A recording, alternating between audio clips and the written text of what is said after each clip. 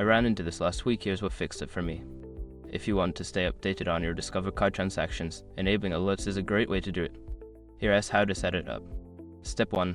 Log into your account. Visit the Discover website or open the mobile app and log in using your credentials. This is where you will manage your account settings. Step 2. Navigate to Account Settings. Once logged in, look for the Account Settings option in the menu. This is typically found in the top right corner of the screen. Step 3. Select Alerts.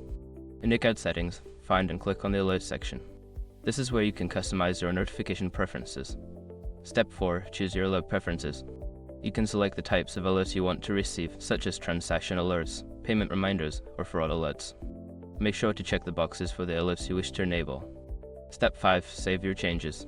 After selecting your preferences, don't forget to click the Save button to apply your changes. If you miss this step, your settings won't be updated. Now you're all set to receive alerts for your Discover transactions. Keeping track of your spending just got easier. If you have any questions, feel free to reach out.